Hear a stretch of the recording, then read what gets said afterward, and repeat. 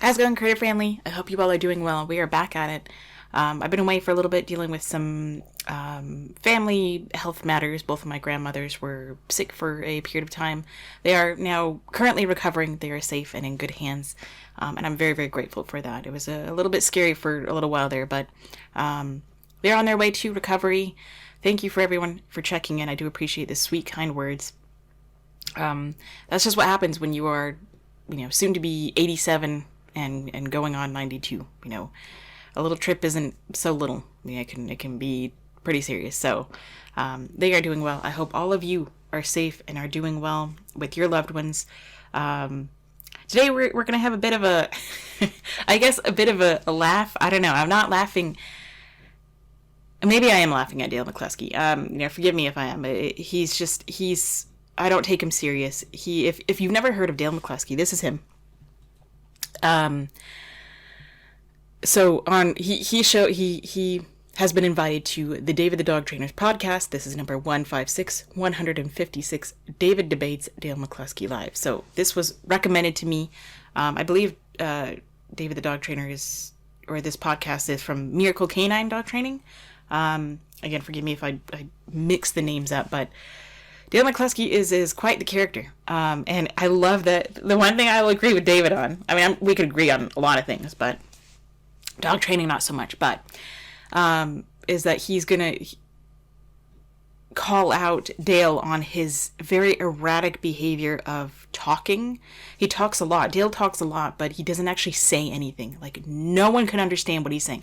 So many dog trainers are confused. This is the one thing we can all agree on, is Dale McCluskey is so confusing with his ideology and methodology that he says so much, but it doesn't mean anything. That, okay, example that Buddha sitting on top of a speaker while taking Advil is the equivalent of a red-necked seal spooning with a Shiba on the couch, and that is why the relationship with your dog is messed up. And that's the equivalent to a blue moon every 3 to 5 years while, living in an anime world. So therefore, that's why treat training is bad. It is, the version I gave you is kind of a little bit more, less smart sounding, but that's essentially what I hear when he's talking. It's just literally a bunch of nonsense. I'm like, what are you talking about? Even really smart people who study all these big words in the psychology world, they're above my pay grade. They don't even understand him. And so the person who recommended this video to me, thank you very much for this nice little laugh. I definitely could have used a laugh. And I'm so glad that, I support everyone for trying to study as much as they can to understanding not only this industry, but the different methods out there. I want to say that if anybody thinks, I want to try to make it clear that if I haven't already, I don't expect, and I'm not trying to make anyone out there think the same way I do.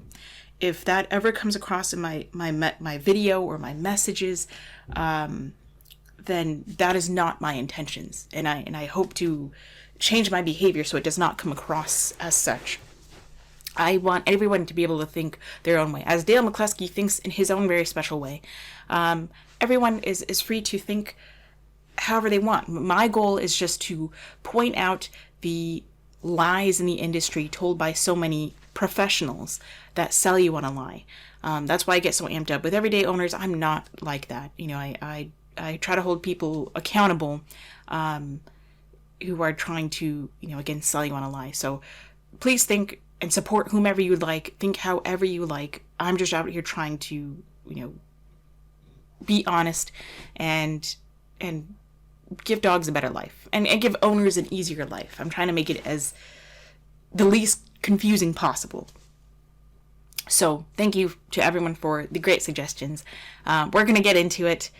Quick little, not really a plug because this is like a one-of-one, I got made. But if anybody, I guess, is ever interested enough in merch, then I have this little hoodie I got here. Dog Trainer Canine Take. Got my little Sheba and Hermes there, my little Adonis and Hermes, and on the you probably won't be able to see this because I don't know where the camera is, but it says not pack leader on the sleeve. And on this sleeve, it says a proud snack treater. You probably can't see that, but so I'm not a pack leader, I'm a proud snack treater. So with enough of that going on, let's just jump into here and hear what Dale McCluskey has to say. So this is back in 1993, so this is a little while ago. And so from there, So let me just say, he's referring to when he started as a police canine handler and his first dog. Transitioning from, so for again, my background awards, I don't get into a lot of this, I don't market myself, but I believe you still hold the award for having the youngest police dog make a street level drug find in Canada. So that's an article on my thing. And so, so from there, going from the relationship with Ruben, and this is where really the system of training. Ruben is the dog that he's talking about. Training really developed is the question is, what is it really about? What's a process, again, coming from police canine into the public realm, just average dog owners, and looking around and saying, okay, there's something wrong here right away. There's something wrong here. Why is it that so many people are struggling, continue to struggle in the relationship with the dogs, even after investing time and money into this very popular idea that training is a learning-based exercise. Understand, that's the whole focus of, So he says that he doesn't believe that training is a learning-based exercise. So apparently, by me teaching a different species to sit on cue or command, whichever word you want to say, because, without having to have a treat in front of them and bribe them all, I could just say sit, and they sit, and follow up with reward and whatnot, because that's just what I do. I don't make dogs sit for nothing. Apparently that's not learning. I don't know what it is. Even if you manipulate an animal, if you force them to sit, they're still learning something about that situation. They'll learn something about you, about the relationship between yourself and the dog. If they want to avoid you, if they like you, if they're afraid of you, if they sit to avoid pain or punishment or fear, intimidation, or they sit because it's rewarding, or relieves pressure of the situation, or it lets them go outside, it's still learning. But he doesn't believe that. Of what I'm showing is the problem in the dog training world. Because here's the thing, and I'll keep coming back to this, once a relationship problem is already underway between the dog and owner, because you have to ask yourself the question, why is a dog owner coming to a dog owner for help in the first place? It's because they're experiencing a relationship problem, right? So, I can agree with that. Balance trainers, force-free trainers. So understand, I'll talk a little bit about my flipping the script series, because I understand that's inciting a lot of controversy, right? So his flipping the script is basically he goes over other dog trainers' videos, and he's been doing this for a long time, 6+ years, I believe, and he'll just go over the video. A lot of times he'll sit in his car and just ramble. Sound familiar? He tries to critique it and explain what he sees that they're doing wrong, but he's not saying anything. He's clearly not for treat training. I do appreciate he says force free and not purely positive and all this nonsense. It's not, the positive reinforcement people out there that use positive reinforcement or force free. We do not say it's purely positive. We never claim it is purely positive. However, the people who use aversives, I call them purely punitive. You can flip the script there, right? It goes both ways. So those people really only ever use correction. They don't even use rewards. But anyway, I appreciate that he says force free. But what I'm really doing here is I'm calling out this idea. People take it personal as to what I'm saying. But again, I always default back, look at the state of the dog training world. We'll talk about some of that. But there's no accidents or coincidences. Everything points directly towards what I'm saying in terms of this very popular idea that trains a learning-based exercise. And so the problem is, in terms of... It's a popular idea.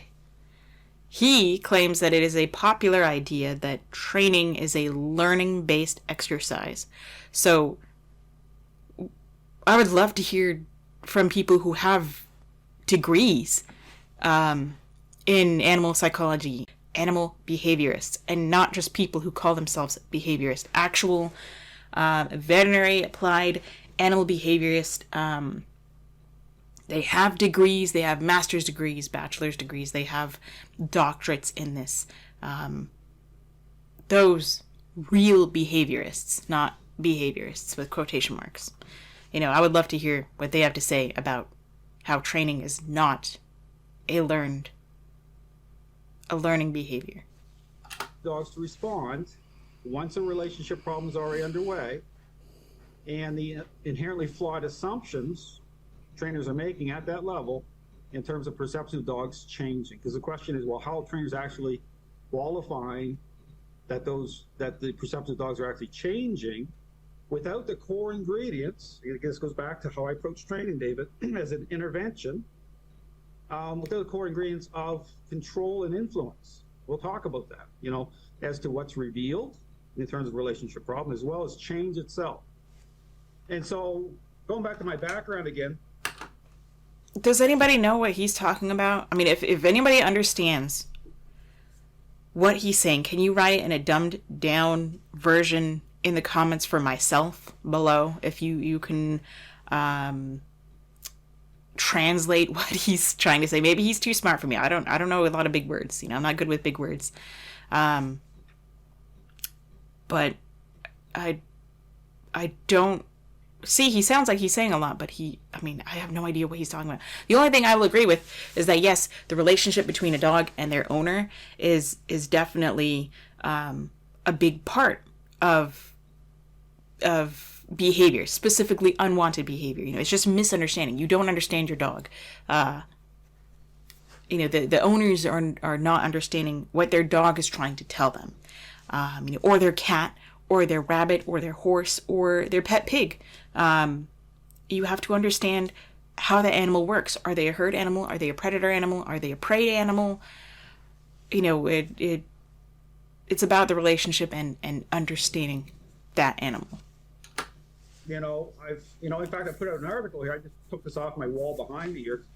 Canine Cop magazine. I'm a publisher. I'm a writer for this magazine. It goes out worldwide. So I did an article here on what is obedience training. This is published. Yeah, he's always trying to push, he has 10 books that he's written.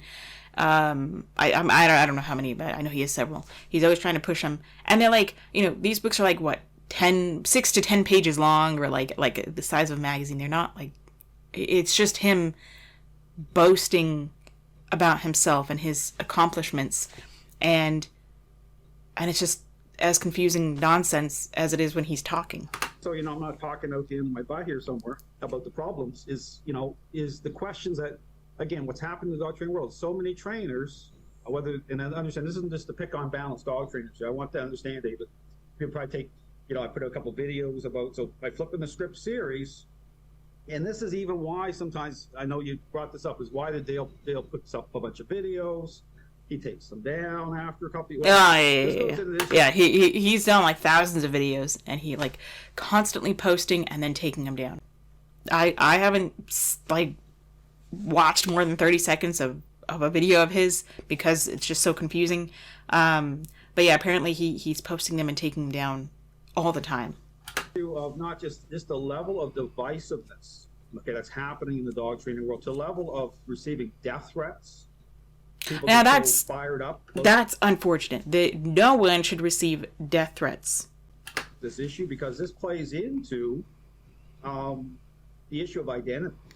This is a type of belief system. This is morphed into a belief system in the dog training world. This idea that trains a learning-based exercise. So it comes down to this issue about, again, I put up my flip in the script series.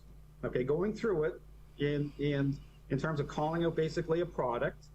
Because here's the point. You as a balanced dog trainer, you're putting up video content to make money. We all do it, right? To market, to make money. It's not putting up, just not offering your services for free product. So trainers he looks so at this level now where they think that they're in some sort of special category. He just looks so the issue about not being able to discuss the real problem in the dog training world. Uninterested. Right?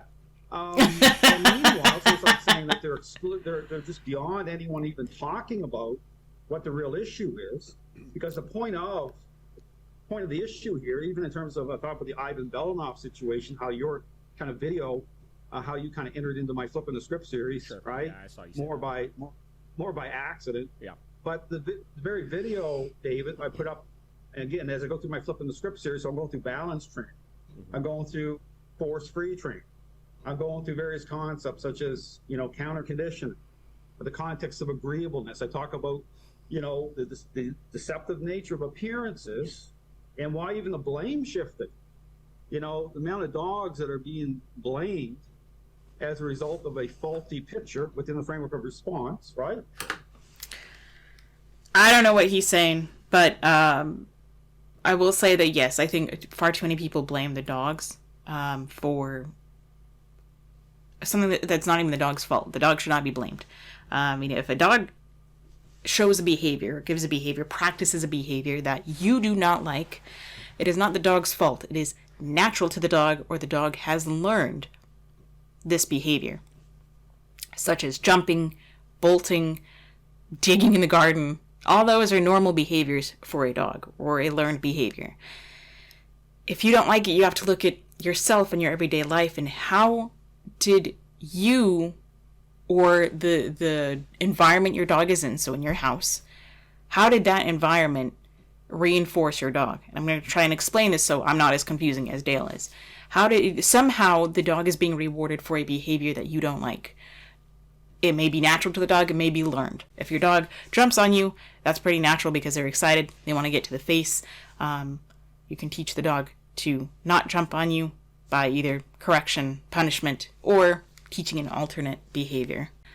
So either way, if the dog jumps or tears the sheets off the bed or runs through the door or knocks over grandma or whatever, it is not the dog's fault. We cannot blame the dog because we brought the dog into this scenario, into this environment. We as the owners, especially if we've had a dog from a puppy and it's now 2 years old and it is aggressive and reactive and we can't walk it down the road, there were many little steps that led to this point that maybe if you want to say an intervention was necessary, or you need to be able to become aware of the situation before it gets out of hand. Even if the behavior is out of hand, doesn't mean that the dog deserves any punishment, or that it's the dog's fault, or that it gives us the excuse to punish the dog. It doesn't mean we need to punish the human. It just means that we need to take accountability for ourselves, and we need to be able to recognize what went wrong and how we can fix it. And we're not fixing the dog. We are just, we're changing behavior. We're teaching them an alternate behavior. We're whatever word you want to put to it. But either way, if a dog is involved with humans and something goes wrong, the dog is not to blame. It's generally always the human's fault, but it doesn't mean that it's the end of the world. Saying, well, there might be something wrong with the dog. Or we'll talk about. He just looks like he's falling asleep. It goes into your realm here. Why can't you get remote collars off dogs? Some balanced trainers just like, well, just leave it on the dog. So, but this goes into the reason why you can't get remote collars off dogs is because the humans, whether the trainers or the owners, have learned to rely on the collar to do everything for them. They make their dog a robot, a remote dog.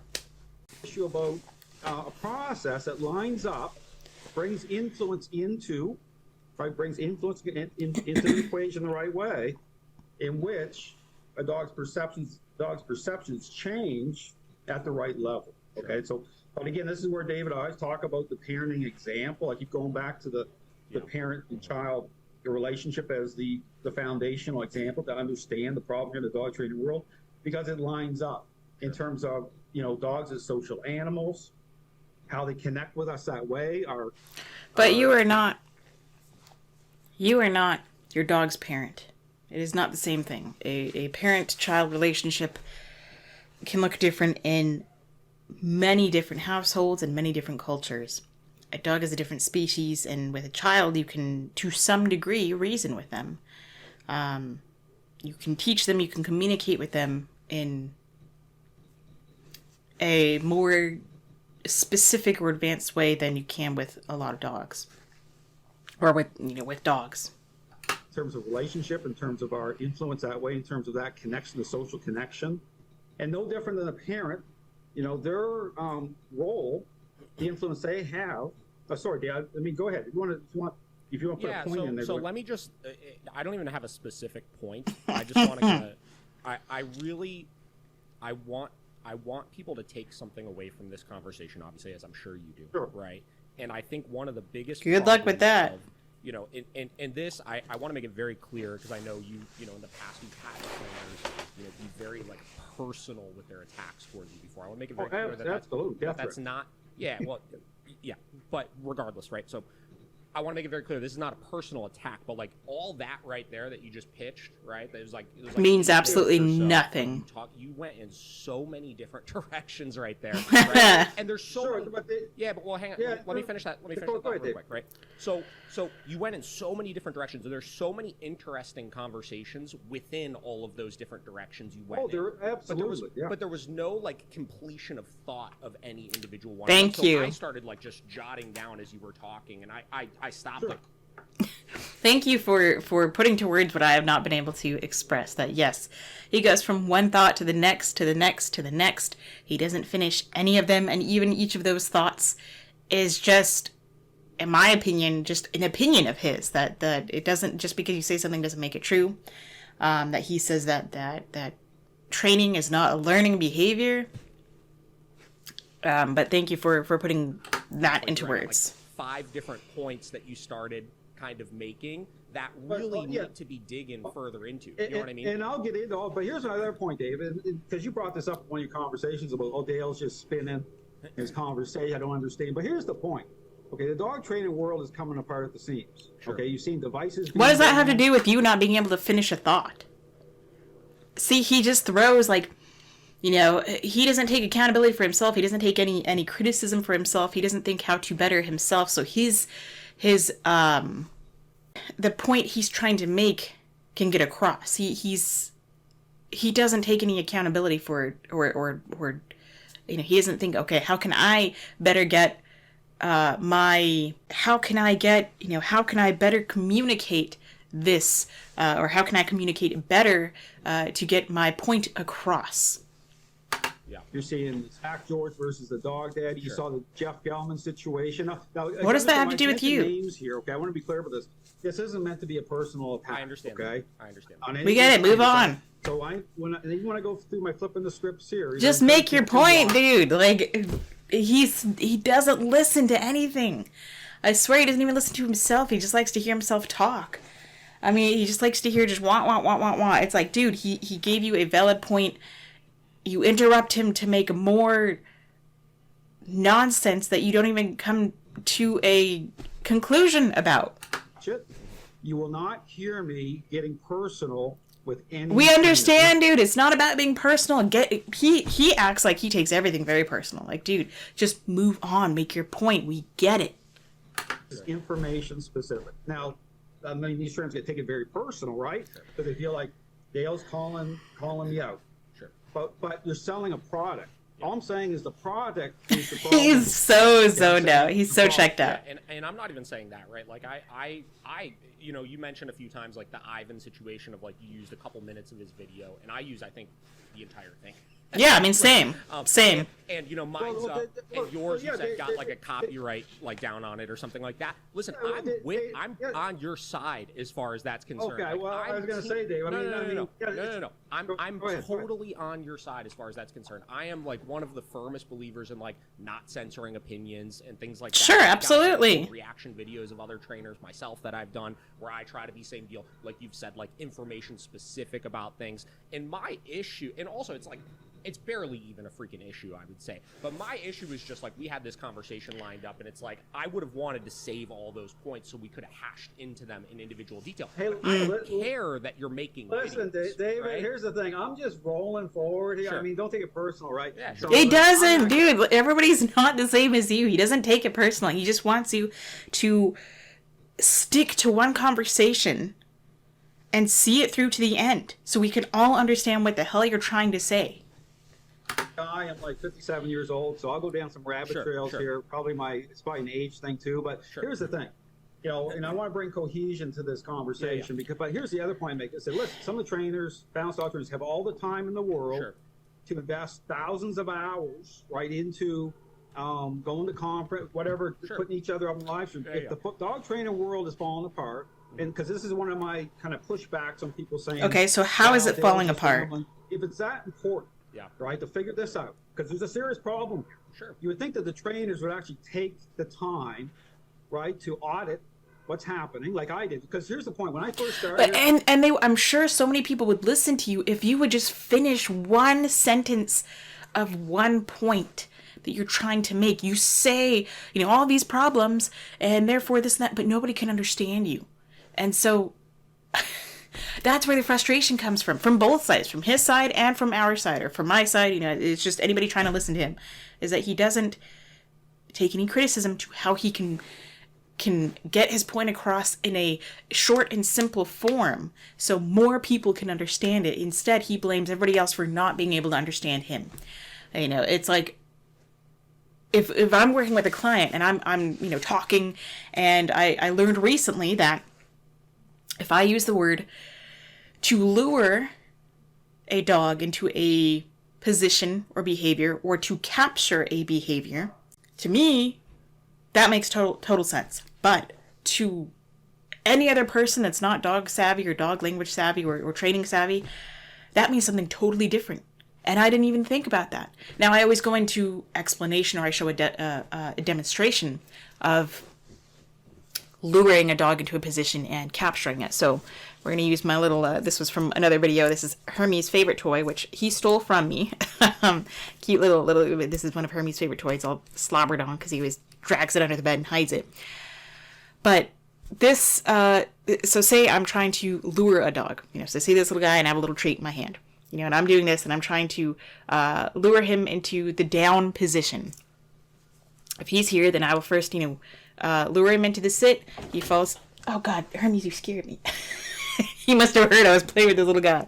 So I lure him into the sit. He sits. He gets a little reward. Then I take that treat and I lure him into the down, where his nose follows, and then eventually he lays down. Just an example.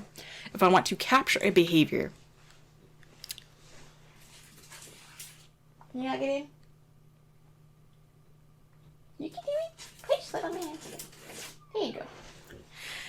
If I want to capture a behavior, then I will just wait for him to show that behavior. Where if the dog is sitting, I wait for them to just naturally sit on their own, and then I can mark that behavior, usually with a clicker, or I can say yes, and then pair that with a treat. Or I can wait for the dog to just naturally lay down. They're laying down. I can say yes. I can go over, give them a treat, or I can mark with the clicker. That's what I mean by capturing a behavior, as in like in the wild, the dog is just showing a behavior that I want in their natural everyday life. They lay down, or they sit down, or they're just being calm. Okay, that's what I mean by capturing behavior.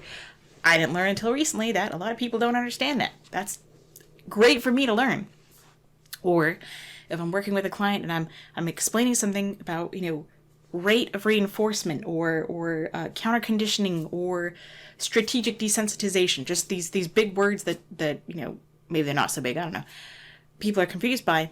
If I see that they seem confused or they don't understand, then I try to change my wording. That's why I don't use a lot of big words that like the behaviorists do, or because I work with everyday people. I work with owners. I'm not working with other trainers where they use these big words, and I don't even understand what they are, but I'm not talking about the definitions of classical conditioning and operant conditioning and all this other stuff. I'm trying to make it in layman's terms. And if I see someone is confused, or they tell me they're confused, they say, I don't understand that, I say, okay, no problem. Let me break it down for you in a way that you as an individual can understand, and hopefully other people can understand. He doesn't get that. He doesn't take that feedback. He seems like he takes it personal, and he projects that onto everybody else, saying that they take it personal. David, and when I looked around, going back to when I started back in 1990, really I got in the dog training field like 2007. Sure. And looking around, because this comes into ethics here. This comes into as individuals. Looking around the dog training world saying, there's a serious problem here. What is the problem? People are failing within using the same methods, the same ideas. So who says they're failing, though? Who's measuring this as a matter of failure or not?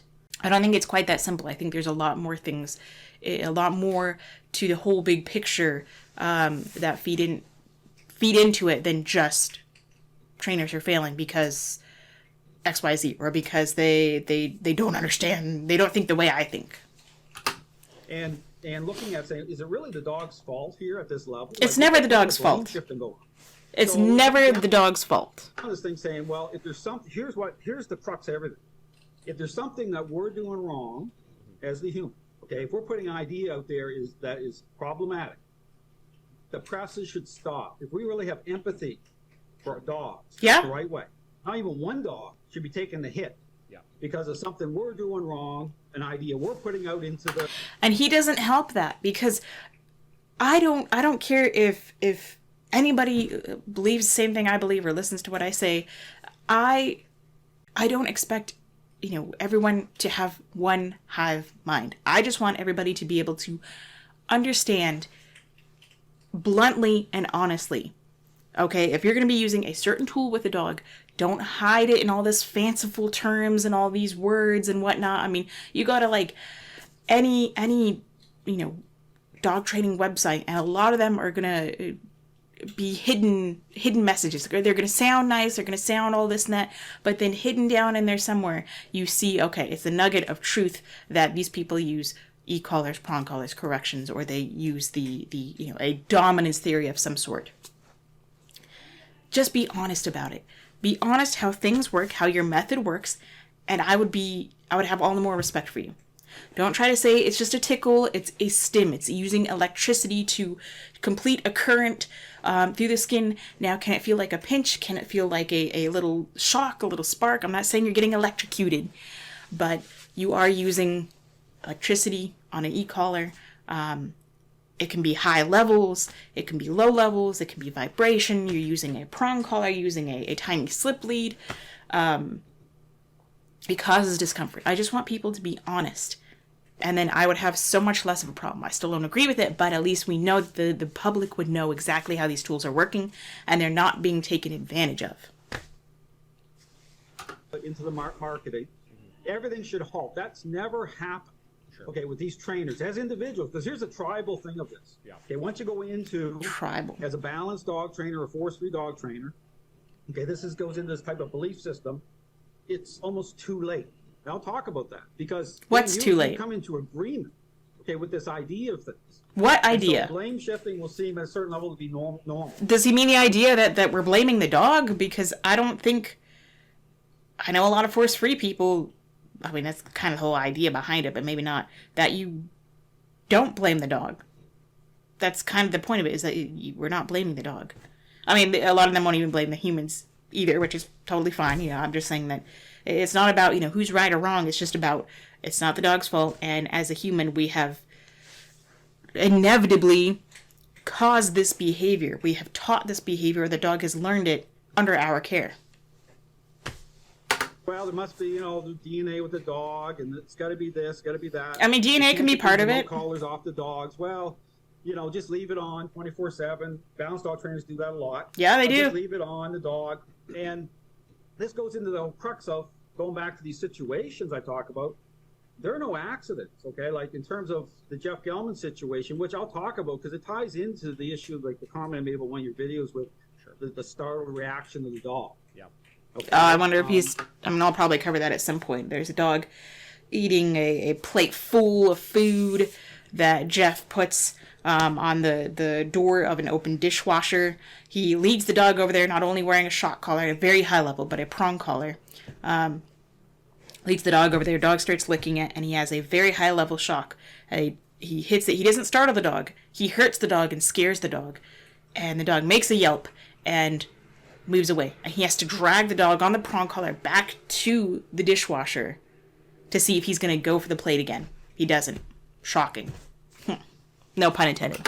And I could use a word like as you crank that dog. Sure. I don't do that, right? So you get this thing about okay. So, but the startle reaction part is the same as what happened. Okay, I mean, I don't know where they're just gonna go in circles. I don't know what this guy's talking about. Anyway, I covered a little bit of this, like 13 minutes more than I normally would, just in my own free time. But if you want to see this debate. It's not even really much of a debate. It's just him talking, and David or the other guy just looking like they're bored out of their mind. They have no idea what he's talking about. So anyway, thank you for the suggestion. I hope you got something out of this video. I hope you all are doing well. I'll be posting some more reviews coming up soon.